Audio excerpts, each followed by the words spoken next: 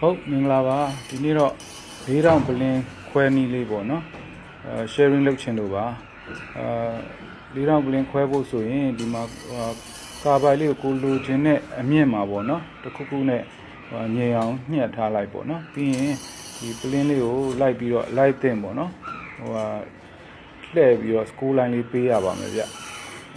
ဒါတော့အခု school line ပေးနေတာပါschool line ပေးပြီးသွားရင်တော့ကျွန်တော်တို့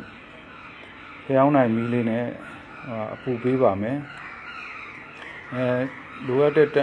အပူချိန်ရပြီဆိုရင်ကျွန်တော်တို့ရေခဲထဲမှာစိမ်ပြီးတော့ပလင်းလေးကိုနှစ်ပိုင်းပြတ်အောင်ဖြတ်ပါမယ်အခုမြင်တွေ့နေရတဲ့အတိုင်းပဲပေါ့နော်အဲ့လို line လေးကကြီးလေးတစ်ပတ်လည်လုံးလင်းနေပြီဆိုရင်အဲ့ဒါဒီပလင်းကပေါ်ပိုင်းနဲ့အောက်ပိုင်းနှစ်ခုပြက်ပြီပေါ့နော်တကယ်လို့အခုလိုကြီးလေးလင်းတာကတနေရာမှာကြံနေရဆိုရင်တော့ဒါမပြက်ဖို့လိုနေသေးရပေါ့နော်အဲ့ခါကျရင်တော့စောင်းလို့အပူပြန်ပေးမယ်ရေခဲပြန်စိမ်တဲ့ဟာကိုပြန်ပြီးတော့တကြောပြန်လုပ်ဖို့လိုပါတယ်ဒါဆိုရင်တော့ကျွန်တော်